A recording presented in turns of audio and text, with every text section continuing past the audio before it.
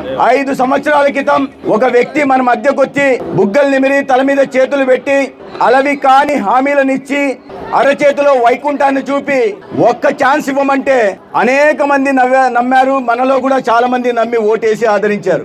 ఓటేసి ముఖ్యమంత్రి అయిన తర్వాత ఏ ప్రజలకైతే హామీ ఇచ్చారో ఆ హామీని మర్చిపోయి ప్రతి గ్రామంలో, ప్రతి మండలంలో, ప్రతి జిల్లాలో, ప్రతి నియోజకవర్గంలో వందల కొద్ది హామీలను గుప్పించి ఒక్క హామీని కూడా నెరవేర్చకుండా 4.5 సంవత్సరాలు కాలయాపన చేసి కేవలం అవినీతిలో కూరుకుపోయి ఈ రాష్ట్రాన్ని అది ఇసుక, మైను లాంటి మాఫియాలు నడుపుకుంటూ దోచుకుంటూ తన నేల మాలికల్ని పెంచుకుంటూ ప్రజల్ని మాత్రం వారి కష్టాలకు వారిని గాలికి వదిలేశారు. 4.5 సంవత్సరాలు ఇంటికి పరిమితమైన వ్యక్తి ఇప్పుడు 6 నెలలుగా ప్రజల మధ్యకు వస్తున్నట్టు యుద్ధం సిద్ధం అంటూ పరదాల మాటను లేదా బ్యారికేడ్ల చాటును ఏ ఊరికి పోయినా, చివరికి సొంత ఊరైన పులివెందులకు పోయినా కూడా 2000 మంది పోలీసులు మధ్యలో పోతున్నాడంటే తను ఏమీ చెయ్యలేదనే విషయం ప్రజలు గుర్తించారని అతను తెలుసు. నిజంగా చేసిన వాడైతే, ఇచ్చిన హామీలు నెరవేర్చేవాడినైతే మరి ప్రజల మధ్యకు రావడానికి ఎందుకు భయపడుతున్నాడో మనం ఒకసారి ప్రశ్నించాలి.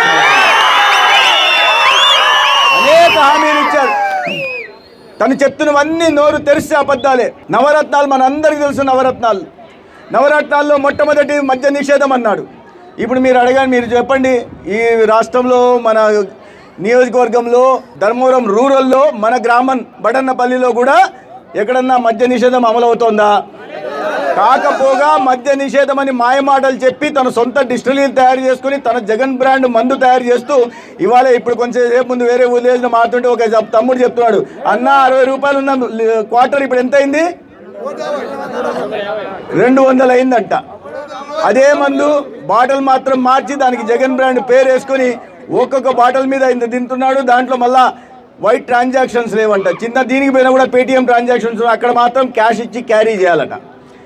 దాంట్లో ఆయన సంపాదించుకుంటున్నాడు ఒకే, అవినీతికి పాల్పడుతున్నాడు ఒకటే. కానీ ఆ నాసిరకం మందును తాపించి పేదల ఒళ్ళు గుల్ల చేసి వాళ్ళ ఇంట్లో ఆడవాళ్ళ పుస్తలు తెంచుతున్నాడే, దానికి మాత్రం ఆ భగవంతుడు ఏనాడు క్షమించడు.